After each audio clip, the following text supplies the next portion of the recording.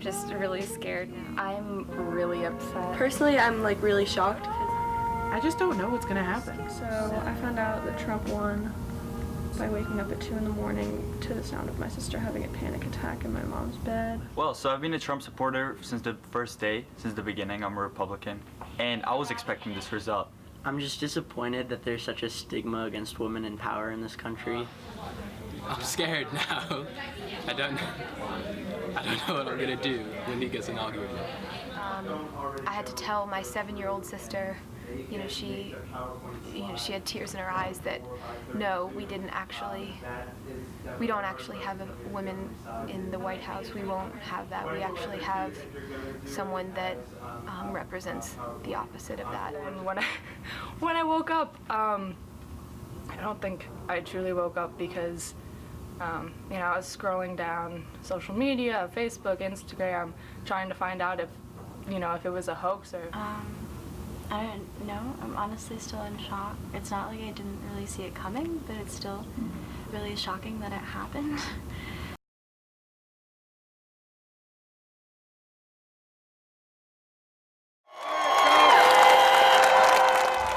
On Saturday, the eyes of the world turned to Wilmington, Delaware, as former Vice President Joe Biden addressed his hometown as the apparent president-elect, ending the 2020 campaign with a bang.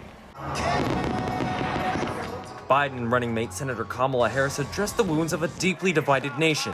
Although Biden received more votes than any other presidential candidate in history, President Donald Trump received over 70 million votes in an election with record turnout on both sides. For all those of you who voted for President Trump, I understand the disappointment tonight. I've lost a couple times myself, but now let's give each other a chance.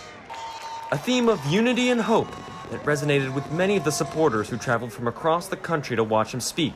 I think it's a sigh of relief for everybody. A step in the right direction for our country, for our people, and for the entire world. The love, the different people, just everything just so amazing about it. Biden is inheriting a country with cataclysmic challenges. On the day he spoke, a record-setting 128,000 new cases of COVID-19 were reported in the United States, just months after the death of George Floyd, which sparked massive demonstrations throughout the United States calling for racial justice. I've long talked about the battle for the soul of America. We must restore the soul of America. Our nation is shaped by the constant battle between our better angels and our darkest impulses. Biden pointed to the election of Senator Harris as the first woman vice president and the first vice president of Black and South Asian descent as a sign that Americans are ready for positive change. I feel like it's a step in the direction for women. We finally have a woman in office. It's so amazing. Equality. We're finally there.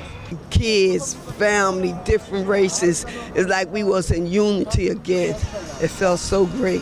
When we all come together, beautiful things happen. Cautious optimism in a polarized world. I just like people being together and having friends.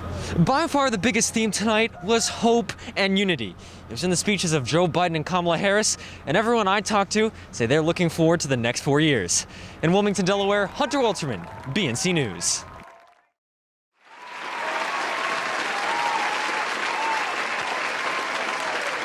Hello everyone and welcome. My name is Jamie Elder. I am a senior at Quince Orchard High School.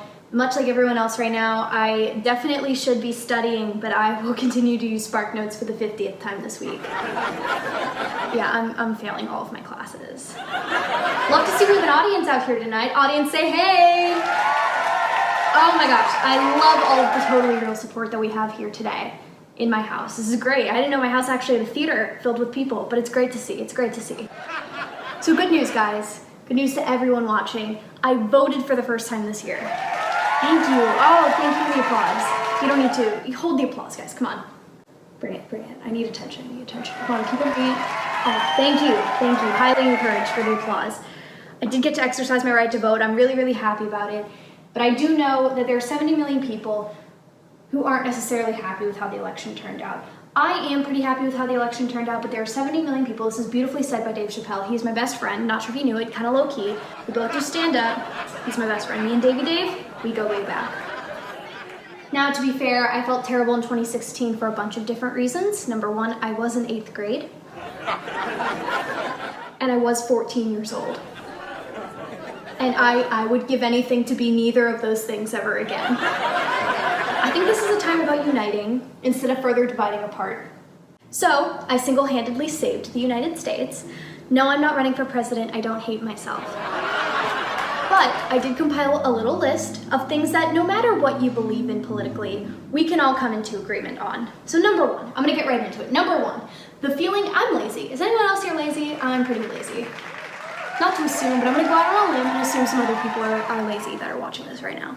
Not to offend, but it's true.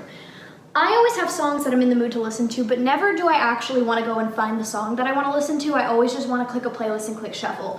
So number one, the thing that we can all agree on, the amount of serotonin that goes through my body when I click shuffle and the song that I want appears. Oh my God. I've never had so much joy when I get in my car and No Scrubs by TLC is the first song that plays. Oh my gosh, I wish I could relate to anything more. Like, that is so amazing, hearing that song. Number two, this is not something that we can agree on in a positive way. This is something that is negative and everyone watching this hates. This is something that we all agree on with pure fury and anger. The head-to-toe rush of anxiety that we all get when a teacher says, I'm gonna pop you into breakout rooms right now. Who invented breakout rooms? I've never been so tempted to not speak in my life. I can't even handle, I don't understand the point of breakout rooms because every time I go and it's the same ordeal. I'm with about a few other students that also don't want to be there. Their cameras are for the most part are off, their mics are off, and someone has to be the person to take the leap. Someone has to take the leap and unmute and go, can you hear me? Can you hear me? Should I share the document? Can you hear me? Should we drop the emails in the chat? Oh, you're gonna share the document? Oh, should we drop the emails in the chat? Emails in the chat? Should everyone put the emails? I'm gonna put my email in the, oh, did you not get access to it? Should I use a different email? I can't, can you hear me? Am I breaking up? It's the worst thing ever. I did have a positive experience with the breakout room though. It was me, 2 other people. Me, 2 other people. One person, mic off, camera off, completely irrelevant to the story. Me, mic off, camera off. I was eating Cinnamon Toast Crunch very confidently on the other side of the screen. It was amazing, not the point of the story. Anyways. Third dude, mic off, camera on. He had to switch it up a little. This breakout room was amazing for many different reasons. Did we end up doing our work? No. Did we even acknowledge each other's existence? Absolutely not. But this man looks at us in the camera. He's looking at us for 3 minutes solidly. I'm very uncomfortable munching on my Cinnamon Toast Crunch. Very, very worried for what this man is about to do. I'm assuming he's playing a game on another server, or maybe he's doing the document, because I know I didn't. And he looks at us dead in the eye, or dead through the screen. And he takes his hoodie, and he pulls it up over his face. He takes a blanket, and he pulls it up to his neck. He's on a couch. He lays down, looks us dead in the eye, and falls asleep in front of us. Do you know how much confidence you have to actively fall asleep in front of people that you don't know? The confidence that this man has is what drives me to show up to environmental science every day. So yes, there are so many things that divide us as people, but I feel like even though we want no scrubs in office, we can unite together, even if it is on the most stupid of things. We have an amazing show for you tonight, so keep on watching for more SDTV. The COVID situation is changing every day, and our team at SDTV aims to provide accurate and up-to-date information to keep our viewers aware during these trying times. In recent COVID news, Maryland is reaching new highs as the spike in cases arises this holiday season. As of November 25th, Montgomery County is the county with the second highest number of cases, 32,005, just under PG. Due to the spike in cases, Governor Hogan has reinstated a state of emergency for Maryland. Some recent restrictions include restaurants and bars closing at 10 p.m. statewide, cutting restaurant capacity from 75% to 50%, and advising that people planning to travel should, quote, immediately postpone or cancel travel to any of these states with spiking metrics. Hogan threatened that these restrictions will be strictly enforced as hospitals are filling up with more patients. MCPS has also released a plan to return to in-person learning after being entirely online since March. The plan is still a hypothetical as the stats are constantly changing and new cases arise every day. As of now, MCPS intends to have students back in school as early as January 21st. Many private schools, on the contrary, started this school year in person, however have resorted back to online learning due to an increased number of cases both in the area and in their schools. Montgomery County Executive Mark Elrich said in his recent video update, quote, "The second wave that we've been warned about is here. Tune in next episode for the latest COVID-19 updates." How frustrating it was to be 16 and 17 years old and just miss the right to vote. Especially in this past election, I know I, like many others, were itching to get the chance to vote. But how frustrating it was to be 18 and eligible to be sent to war, but not eligible to vote. Eventually, this injustice was fixed with the 26th Amendment lowering the voting age to 18. But should 16 and 17-year-olds get the same right to vote? Nikki Morala got to speak to Tyler O'Keke about his ideas of lowering the voting age. Up next, we find out why.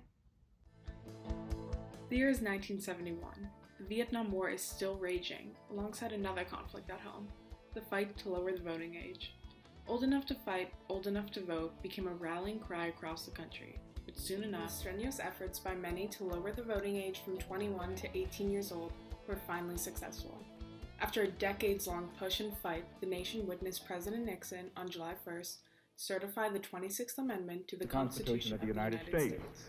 That amendment, as you know, provides for the right to vote of all of our young people between 18 and 21. 11 million new voters as a result of this amendment that you now will see certified by the GSA administrator. This is, of course, a very historic occasion in this famous room, the East Room of the White House. It is not that, the fact that we are strong, the fact that we are rich, that makes America the hope of the world, that made it the hope of the world when it began and makes it still the hope of the world today. In other words, when we look at our strength, the thing that you can be proud of is that you can tell anybody in Europe, in Asia, Latin America, any place in the world, that America in this century has never used its strength to break the peace, only to keep it. We have never used our strength to take away anybody's freedom, only to defend freedom.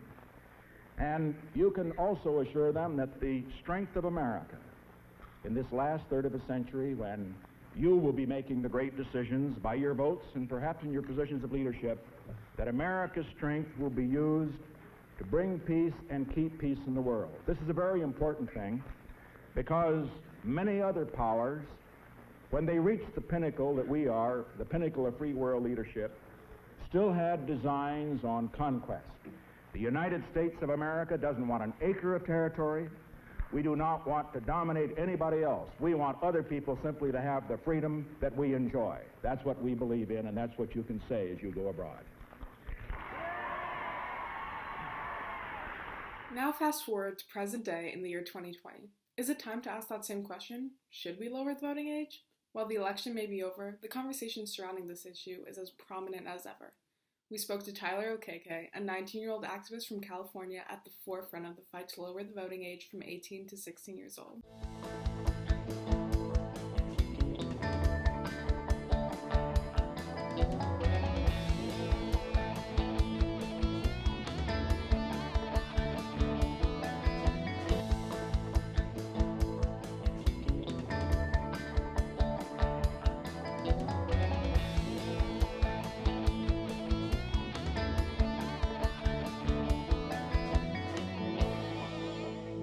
Introducing voting at the age of 18 has not shown itself to work. We see that the voting turnout between the ages of 18 to 23 is dismally low, mostly because 18 to 23 is one of the most transitionary times in a young person's life. When we introduce voting at 16, when students are in much more stable environments and they're also learning US history, that we can pair a practical aspect of civic participation with a theoretical understanding of civic participation in US history, and that when we introduce voting at 16, where students have the opportunity to possibly vote in 2 consecutive elections, voting in 2 consecutive elections increases a voter's likelihood of becoming a lifelong habitual voter.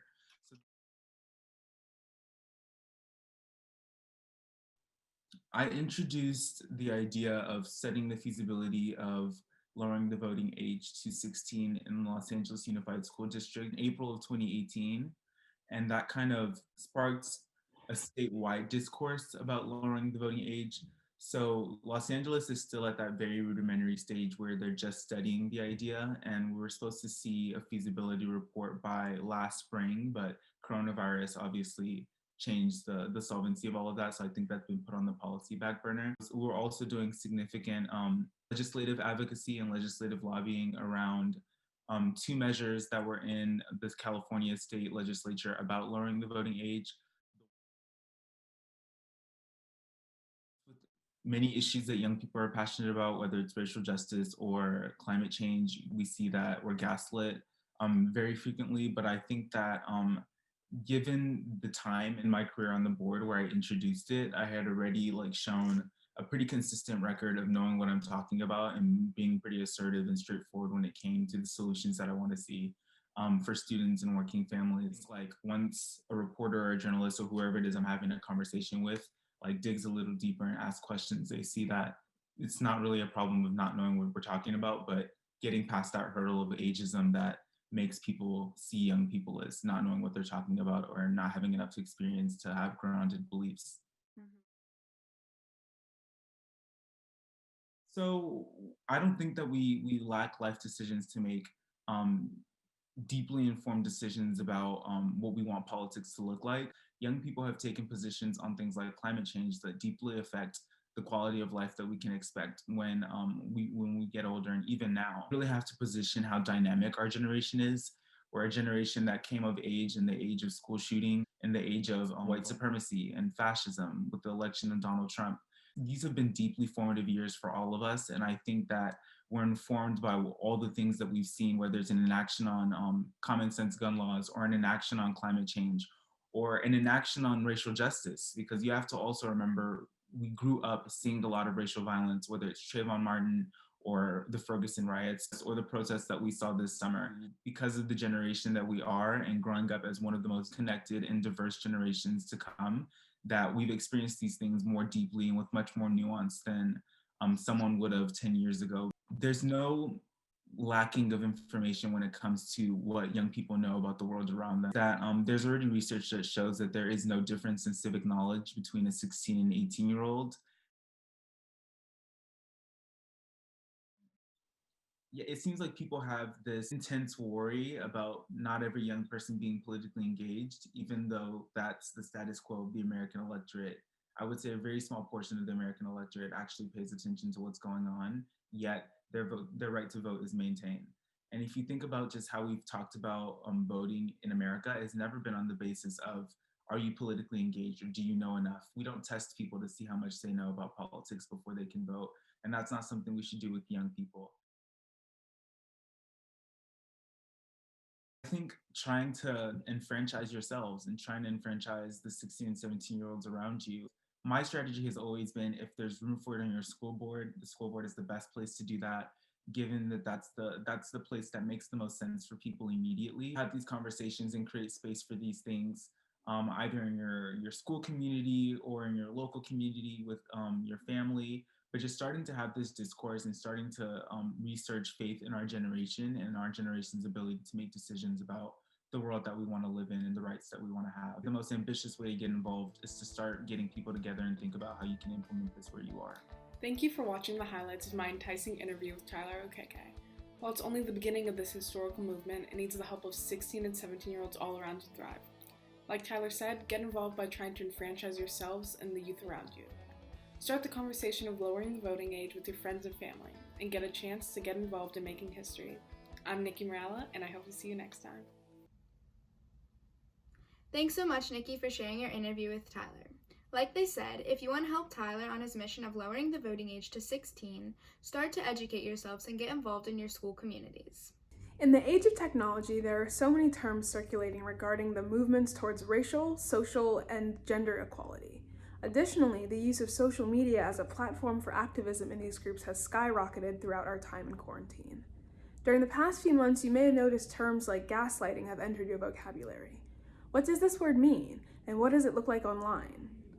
Lucky for us, Dr. Equity is here to navigate us through the fast-moving times. Let's hand it over to her. Gaslighting is a term we've been hearing quite a lot lately. But what exactly does it mean? Well, today I, Professor Equity, will be breaking it down for y'all. And without further ado, let's dive into it.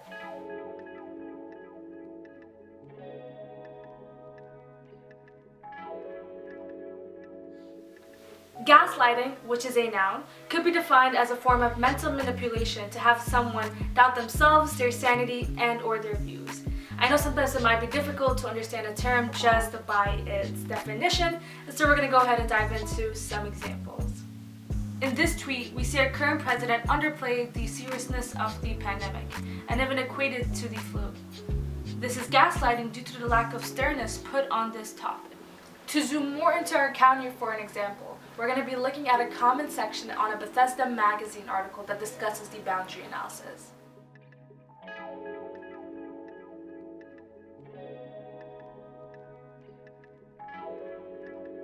Those were interesting.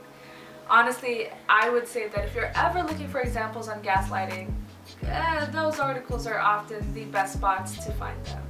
Here are some more examples of gaslighting that could take place within your friend groups, classrooms, at work, or really anywhere. Gaslighting is not fun to anyone.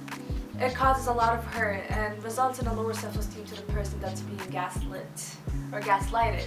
Let's all try and play a role in ending gaslighting. And that starts with you though. Now that you're educated on the word, and I'm hoping that you're adding it to your vocabulary list, now you're able to take steps into calling it out, or as well as calling yourself out if you've committed it. On that note, Professor Equity is signing off. I'll see y'all next time. Peace. With so many media outlets today, it's becoming pretty hard to navigate the news media landscape. From bias to fake news, obtaining real, accurate information may seem like a lost cause. Well, today we are proud to introduce to you Snitch TV. The hardworking people behind Snitch TV are prepared to provide you with reliable and relevant information that you deserve. Let's check it out. Hello, I'm Insert Name and you're watching the Snitch TV Hour, a production of BCC's #5 news source, snitchbcc.com. It's 6 minutes. What? We didn't get the hour slot. We have 6 minutes. Huh. We'll make it work. Let's throw ourselves into the active volcano that is this week's news.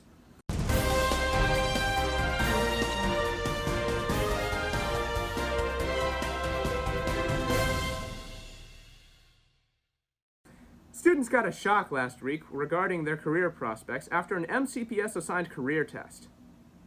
The test, which is based on new 100% accurate prediction software, assigned a majority of students some version of the job post-apocalyptic scavenger. The test in question was given to students during last week's Barron Time and was meant to provide students with a comprehensive way to measure their aptitude toward a variety of career prospects. However, instead of rating students on traditional aptitude traits such as creativity, risk-taking, or organization, it based all job recommendations off of new traits like ruthlessness, will to survive, and flavor. We talked to a variety of students about their reactions. I was expecting to get something cool, like business consultant, but instead I got wasteland scavenger. I clicked to see the average salary that wasteland scavengers get, but it only said canned foods, bottle caps, and a nihilistic inner monologue. I'm actually pretty happy with mine. I mean, I was hoping for lawyer, but irradiated cult messiah sounds pretty great too. It's a leadership position, and I get all the shiniest scraps my followers find. How charming. Say, Anchor 2, what did you get on the career test? I got dinner for cannibalistic cults. How about you? That's strange. I got leader of cannibalistic cult. Right, moving on. A new report published by your English teacher sheds light on the immense disparity between the perceived and actual quality of the essay you wrote at 1 a.m. We now go to our senior-sophomore correspondent for more. The report showed that many of the elements of the essay that you thought were amazing during your caffeine-fueled all-night writing session were in fact incoherent ramblings of your sleep-deprived brain. The report specifically highlighted an instance where what you remember as the crowning achievement of your essay actually read. Lady Macbeth is Mr. Macbeth in the sense that stereogender unnormative roles have influenced the collective subconscious and usurped her modernity instinct. This was followed by an entire paragraph of commas interspersed with the lyrics of the song you were listening to at the time. Truly shocking. Say, Anchor 2, do you think we should stop writing our articles and scripts at 1 a.m. the night before we have to post them? Nah. My thoughts exactly. I view it like opening a Christmas present. You never know if you're going to get an Xbox or a pair of socks. Yes, indeed. In unrelated news, a new era of science dawned yesterday after it was discovered that a sandwich left in a locker at BCC since the beginning of the shutdown had become so saturated with bacteria that it achieved sentience. The sentient sandwich was first discovered by BCC Administrator Bill Angel, who told us about the experience during an interview. You know, I've seen a lot of weird things get left in lockers over the summer, but an entirely new complex organism capable of thought and rudimentary speech? Top 10, probably. So I was in school picking up some papers, and while I was walking along, I heard this voice say, "What am I?" I assumed it was some emo kid who'd snuck into the school and gotten stoned in a bathroom, but as I got closer to the voice, I realized it was coming from a locker. I opened the locker, and I saw this writhing mass that looked vaguely like a sandwich. The locker in question belongs to Chip Stewart. We interviewed Stewart and his friends as they were setting off fireworks in a public park. Man, that sandwich I left in there came to life. That's lit, bro. Being turned in for a science experiment. As of filming, the sandwich had been enrolled at BCC as a sophomore and was reportedly lamenting this cruel world after taking its first honors pre-cal class. Very relatable. And now our newest segment, News in Brief. Like Quibi, except we still exist. Check out the extended articles at snitchbcc.com. After years of therapy, the null hypothesis is finally opening up about its fear of rejection. BCC's secret society clubs announced an open call for new members after struggling to find recruits. Lastly, a new fully immersive virtual vacation app sends a surly Frenchman to your house to blow cigarette smoke in your face. That's all, folks. Thanks for watching this episode of the Snitch TV Hour, and we really need to change that name. Visit our website at snitchbcc.com, and as always, remember our slogan: no constraints, no limits, no standards. I'm Anchor 1. And I'm Anchor 2. And we're signing off. Thanks for tuning in to today's episode of SDTV. We hope you enjoyed today's segments. They were all amazing. Thank you to everyone who submitted one. We encourage you guys to make a difference in your own communities. It doesn't have to be to the same extent as Tyler O'Keke's Push for Change, but we hope you find inspiration to make a positive change of your own. You can even film it and send it in to us by joining the Google Classroom using the code 5VRIWJS for more information. That's all for today's episode. I'm Lola Nordlinger, and this was SDTV.